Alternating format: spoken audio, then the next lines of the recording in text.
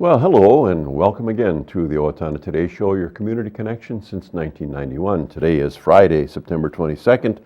I'm Pete Connor, your host for the show, and we've got a couple of upcoming events that we're going to expose today. We're first going to have the Honorable Karen Duncan, a judge from the 3rd Judicial District, who will be speaking about the upcoming Promoting Peace Conference. And then Ellen Heydon will share some information about the upcoming Habitat For Humanity fundraiser, which is important, and both of these will be very important for our community and for our human environment, if you will. And so we thank you for being here for that. As it is Friday, we take always a closer look at our sponsorship list, and so I'm going to read off those folks who are helping us to be on the air, so to say. Our premier sponsors, the City of Owatonna and Owatonna Public Utilities. Our primary sponsors, Amy Swain Hearing Centers, Fairway Foods, Little Theater of Owatonna, and the Owatonna Foundation. And our interlude sponsors are Bremer Bank, Brenda Bednar Mortgage Office, Cedar Valley Services, Carlson, Branstad and Company CPAs, ERA Gillespie Real Estate, Fairview Animal Medical Center, Horizon Eye Care, Owatonna Area Business Development Center, the Steele County Historical Society, Steele County Transitional Housing, the Third Hand Video Productions, Triumph Graphics, and TPS Insurance. Again, these folks help us to be on the air, to bring important issues such as Judge Duncan and Ellen Heydon to be with us today. So when you see folks that you just heard me read it, why don't you say thanks to them? And if you know of businesses or other organizations that would be good sponsors, why don't you let us know that by giving our show's producer, Leanne, a call at 390-5751. And now we'll take just a bit of time for some sponsor messages, and they'll be right back with the Honorable Karen Duncan. So please stay with us. Hi, I'm Dr. Beth Giltvet. And I'm Dr. Nick Vincelli of Horizon Eye Care. We want you to see what you love and love how you see. We're proud sponsors of the Owatonna Today Show.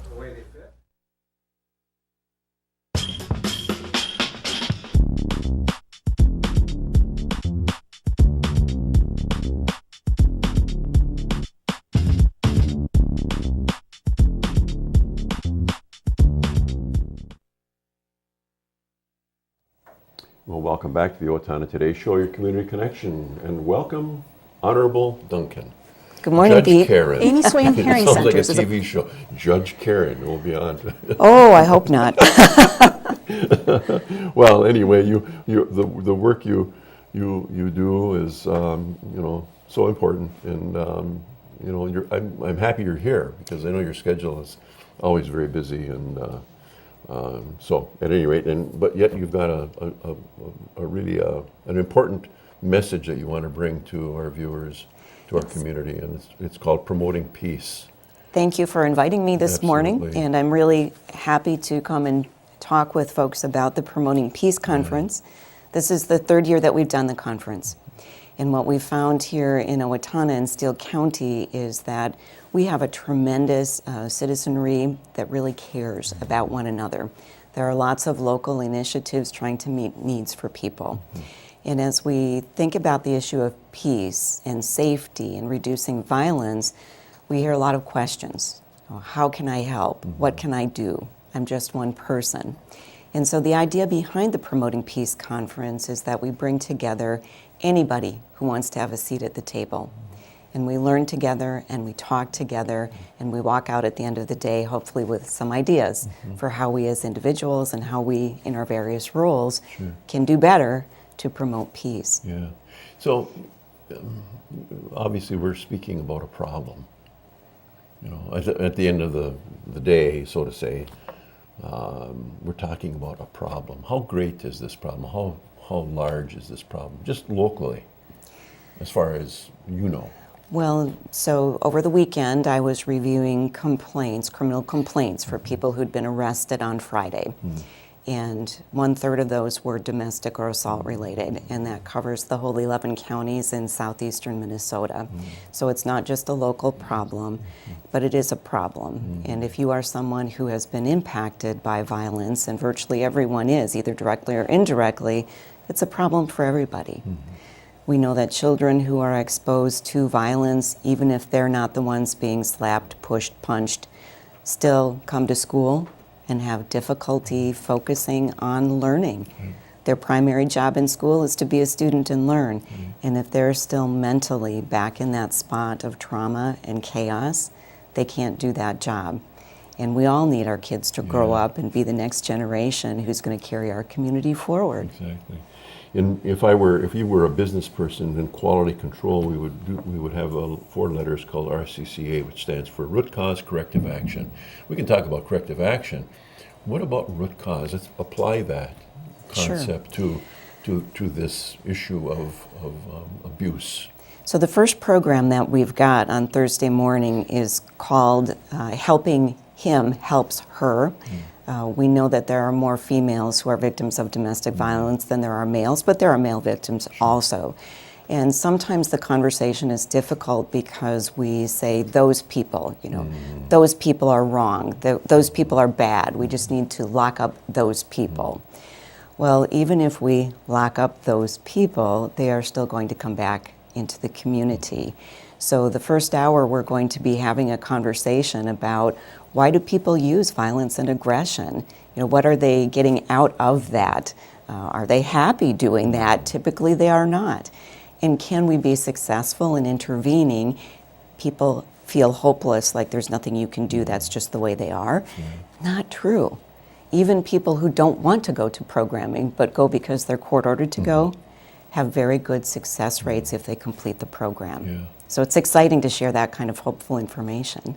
So it's breaking, and we talk about this, you break the cycle, where we need to plant different seeds, maybe to metaphorize it a little bit differently, so that those young people who are witnessing or maybe are being exposed, and involved with that kind of abuse don't become abusers themselves. That somehow we've got to break that. Right. And the program is going to help us to understand how to do that. Right.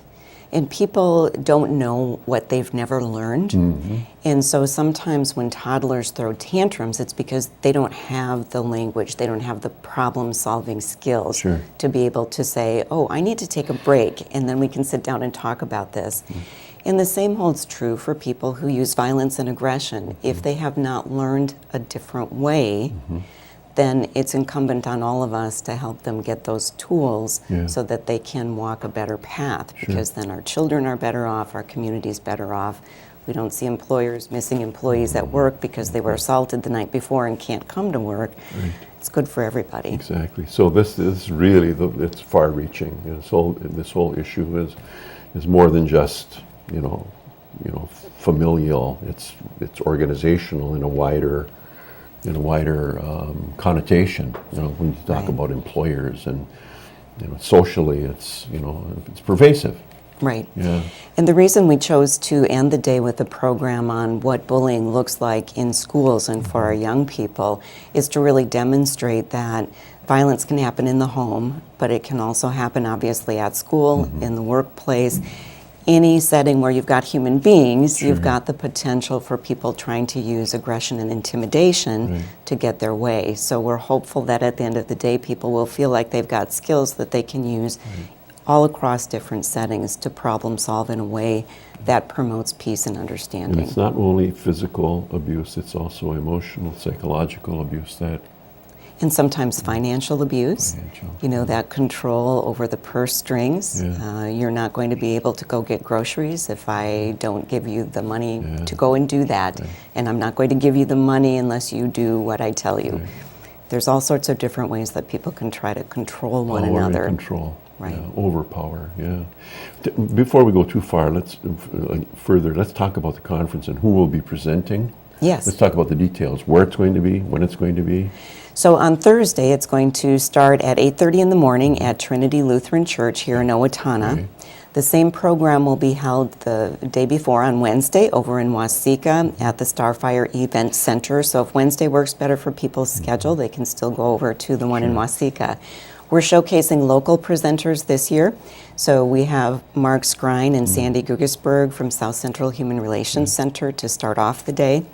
We've got a panel coming from the school in Waseca and also the schools here in Owatonna from the school liaison officer, prosecutor, school staff to be able to talk about the problem there. And this year we also have a panel coming from the Federal Correctional Institute in Waseca to talk about how violence and aggression landed these women in prison, and to also talk about their hope for the future and their recovery and rehabilitation. So that panel will be made up of inmates from the Right. prison. Right. That'll be interesting. Yes. We also have our navigator coming from Rochester who covers, again, southeastern Minnesota to give us some information about sex trafficking. You know, we just want to stick our head in the sand and think that that doesn't happen here, and unfortunately we've seen cases already in Steele County. Explain what navigator means. So navigator is how to link victims with services. People who have been trapped into sexual trafficking typically get moved around the country, so they're completely isolated from any resources and support systems they've had. Okay. So the navigator is to help find people initially safe housing, get them medical care, reconnect them with their family back home if that's the way that they're going to be safe.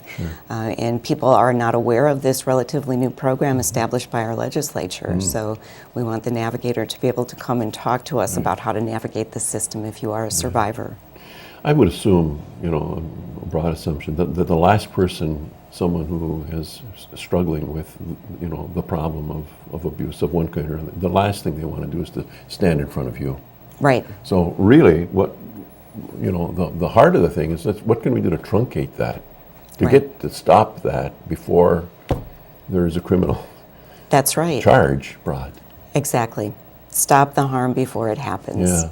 So therefore, that wider audience of service providers really becomes important. Right, so this conference is for everybody. We'll have some law enforcement folks there, of course, and some social workers. We've got some people from the church communities, but anyone walking in off the street is welcome to come and have a part in this conversation. It's a free program.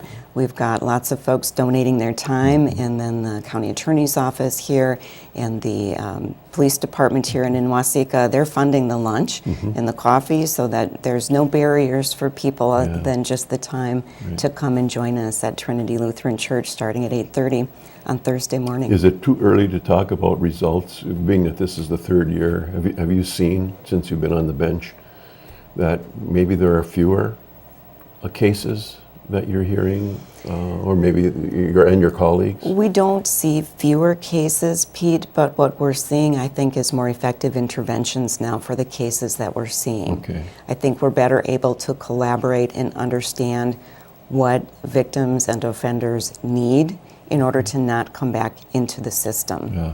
And so I think we're doing a better job of responding to the need, which means in the future we will see that fewer result, yeah. crimes. Excellent. Well, we'll have good hopes for that, and certainly we'll encourage anyone who wants to be a part of that seminar at Trinity to go ahead and get there. And thank you again for being with us. You always share some good stuff for us, and so best wishes. Thank you, Pete. And thank you for being with us today.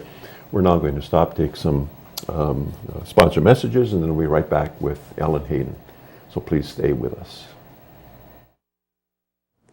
Amy Swain Hearing Centers is a proud sponsor of the Owatonna Today Show. I'm Dr. Amy Swain, and I want everyone to hear better. Recreational fires are allowed within the Owatonna city limits.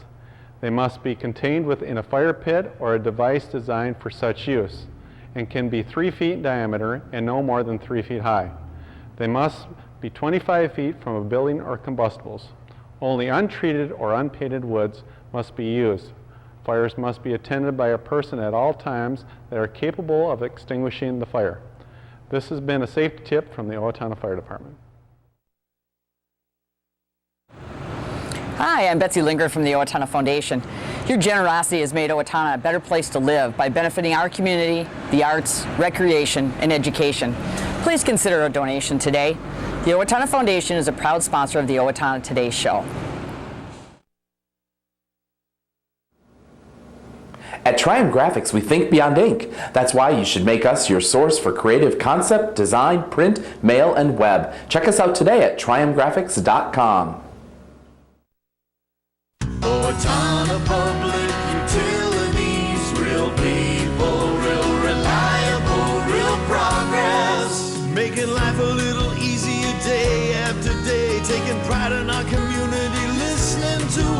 say, a voice you can talk to. We're growing with you in mind in everything we do. Owatonna Public Utilities. Welcome back to the Owatonna Today Show, your community connection. And once again, welcome to Ellen Heydon from Habitat for Humanity. Actually, it's the Steele, Waseca area. Yep. Habitat for Humanity. And as we indicated at the very beginning of the show, is that you have an upcoming event, a fundraiser. We do. We're really excited for the Blueprint Bash. It's our second year, so we kind of changed tracks last year with our kickoff of the Blueprint Bash, and this year we're expecting even greater turnout and even more excitement about it. Yeah. The details, the particulars. When? It is Saturday, September 30th, so from 5 to 8 at the Holiday Inn. Okay. So drop your kids off at the homecoming dance and come on out. So. All right. So, and what will they expect? What will people expect when they get there? Yeah, so 5 o'clock we'll start our social hour, and that'll have a silent auction, our restaurant pull. We're going to have a new one called 99 Bottles of Beer on the Wall. We'll have some other activities and games, kind of challenge games. And then at 6 o'clock we'll have dinner, and we'll start our program. We've got a homeowner speaking, we've got a volunteer, and then our sponsor will be speaking. And then at 7 o'clock we have Michael Callahan coming back to do the comedy. Okay. Yeah. And when you say coming back, he was there last year, must have been well received. He was wonderful last year. He does card tricks, illusions. He's got a comedy routine he's been working on. We're excited to see what he has. People walked away just baffled by how some of those tricks worked, and I still to this day don't know how they work. So, and he wants that. Yes. So excited to see what happens this year. Yeah. And the event is to raise money. What's the objective? What is the goal for your? Our goal is to raise $30,000, which is a little bit higher than what we had last year, but we know we can do it.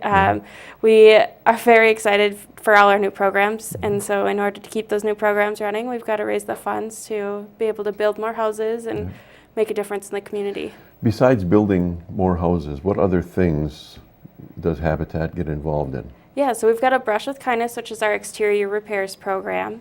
Of course, the home ownership, which is the building. And then we've got a youth initiative. So we create events for youth to get involved volunteering and building off-site. And then we've got a financial literacy course, so homeowner education, teaching that budgeting and savings and how do you get out of debt, how do you manage your debt so that you can rent and you can afford to live. Sure. So, people who are, potentially, do we say clients? Possibly, that could work. Of Habitat, are not just anybody is accepted. I mean, there are some gates that everyone's got to go through. Yep, there's 3 basic criteria, if you will. So the need for affordable housing, whether that be it's just not affordable to live where you're living now, maybe you don't have enough bedrooms, or it's just not safe housing. The next is the ability to pay. Because they pay a mortgage, they have to show that ability to be able to pay that mortgage after we close on the house. And then the willingness to partner. So they put in up to anywhere from 250 to 300 plus hours on the house while they're building it, so they learn the trade themselves too. Sure. So is the house, so process-wise, is the selection of the family first, and then the house is designed to accommodate that family, or is the house? We do the selection first, and then we have plans for which house design, essentially. So we have some basic plans, and we modify them for depending on the needs of the family. Right. So right now we're building a 4-bedroom house, 1 bathroom, 2 bedrooms upstairs, 2 bedrooms downstairs. And the bathroom downstairs will be stubbed in, but it won't be finished. And same with the large living space downstairs won't be finished. So they'll get to do that as they grow into it and have the funds to be able to do it. In which community will the house be built in, this particular dwelling? This one is our last lot on 563 Glendale. Okay. And then we're hoping to do another build this year. We are budgeted for a second one, so we would love to do one in Waseca. We are just looking for applicants, and as soon as we get those qualified applicants, we'll be turning them around and getting them through the process. All houses are on a lot, and where do the lots come from? Typically, historically, they've been bought, they've been donated. It can be a variety of different things. I'm not typically part of how the lots are acquired, but I do know we've had donated lots and we've bought lots before. Sure, I know that too. But I just wanted to see if they were still, and donated, or if there was, purchasing of lots that needed to be taken care of. Yes. It could be anywhere in a residential area in either community, right? Yep, Steele or Waseca County. So we've been talking quite a bit with New Richland, Blooming Prairie, Ellendale, Medford, all about different opportunities to be able to build when we have those qualified applicants. So the ability is there. Right. Do you have a queue of applicants now? I mean, or a queue of people, let's say, who've been approved that are just waiting for the... We approve at essentially one at a time. We don't, they'll work through the program as necessary, but we don't have a slew lined up because we're building historically one house a year. Maybe have 2 lined up, but right now we're accepting applications. Okay. Let's just say there's someone who doesn't really want to or need to have a home, but really would like some upgrading of financial literacy. Is the program available for people such as that? It is. It's a community-based program, so we welcome anyone who is looking for a little guidance. We have one-on-one coaching. We have 14 trained individuals in our community ready for that one-on-one coaching. All right. Okay. And I know you've got a construction manager now who is sounds like pretty regular. I mean, over time, I know that to have someone in charge of a project was always a little bit difficult because they were donating their time and they had other things that they needed to do. We did have a construction manager at the beginning of the build. We no longer have a construction manager. Okay. We do have some contractors that are working well with us. We've got a great job site supervisor who volunteers his time out there. Okay. We're busy siding the house right now, and everything's going really smoothly, knock on wood, of course. Sure, but things are moving very well in this house. Okay, excellent. The family is, I'm sure, anxious to get in, and it's probably involved right now. They are. They are all very excited. They don't live too far from where we're building, so they do take daily walks and drive-bys to see the progress on the house. Yeah, excellent. Talk about some of the other things that are, you mentioned the for young people. The activities. So we just had a DIY youth event where we built dog houses and cat towers. It was great. We had a small handful of kids, but it was wonderful. We built 2 dog houses and 2 cat towers. One got to win both a dog house and a cat tower, and then we will be donating the other dog house and cat tower to the Humane Society. Okay. We'll also have one available for the fundraiser on the 30th. How long does Habitat maintain interest and or control in the home? Let's say the new home that's being built now. How many years forward will the organization be involved with the family and the... Well, we become mortgage lenders. So after they sign the papers, we are like a bank. We are mortgage lenders. We aren't their next door neighbor or big brother that gets to come in and say, hey, you got to take care of your lawn. Yeah. But we do try to maintain contact with the homeowners and keep them involved. And we've got quite a few that are still involved with us. Okay. But as mortgage lenders, we stay more on the business side versus the personal side. Okay. Do participants, clients, after they've occupied their home, how many of them come back and assist with future projects? Very many of them. It kind of goes around where the houses are built. So many times the neighbors are Habitat homeowners, and so they'll be back out helping their neighbor finish their house or work on their house. Too. So both of the neighbors here with Habitat houses, have already put in some hours on this house too. Yeah. Sometimes do owners, I don't know, I suppose they can default on a mortgage, and therefore the home is no longer theirs. Correct. And they move out, and now the home becomes available for someone else. It could. We are fortunate enough that we have all original homeowners. Oh, okay. So we haven't had any of those issues. Okay. Many larger affiliates have had to take back property or work with the bank to work that out, but we are very fortunate that all of our homes are original homeowners. Excellent. One more time, let's recap the event coming forward.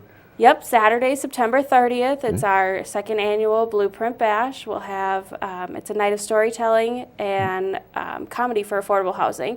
We'll have from 5 to 8 at the Holiday Inn. Excellent. And we are sure everyone's invited to be Everyone's there. invited. The space is limited. We are almost full. We have only 30 seats left. Excellent, excellent. Well, best wishes for that, and always going forward, best wishes as well. Thank you. And we'll look forward to the next time you're here. Yes, All right? absolutely. Good. Thank you. Thanks again, and thank you for being with us today. We're going to take just a minute for some sponsor messages, and they'll be right back. So please stay tuned.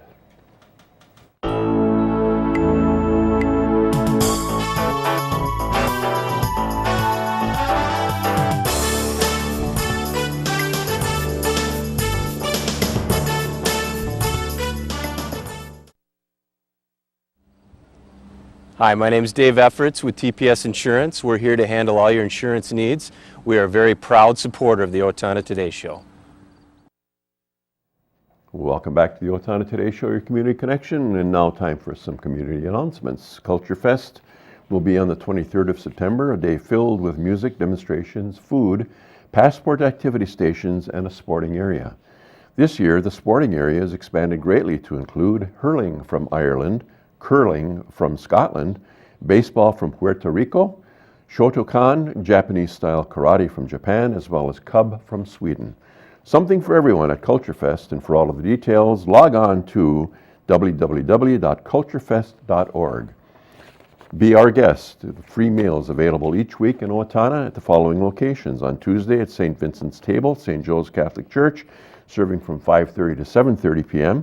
Wednesday, Bethel Community Supper at Bethel Baptist, serving from 5 to 6 p.m. And Sunday, Meals of Hope at Trinity Lutheran, serving from 5 to 6:15 p.m.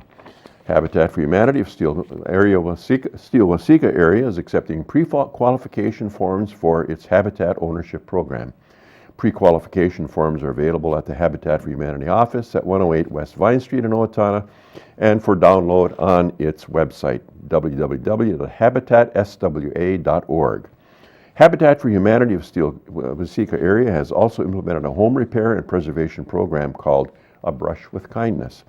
This program will serve homeowners who live in Steele or Waseca County whose homes need exterior repairs or home accessibility upgrades. A Brush with Kindness uses volunteers and loan terms to make repairs affordable, helping homeowners continue to live independently and securely in their homes. Contact the office at 446-0112 for more information, or visit its website at www.habitatswa.org. And that'll take care of it for today. Come back on Monday when Owatonna Mayor Tom Kuntz and Betsy Lindgren and Laura Ressler from Owatonna Foundation will be with us. Be well, and I hope you have a great weekend. See you back here on Monday for more news from around Owatonna. Thanks for being with us today.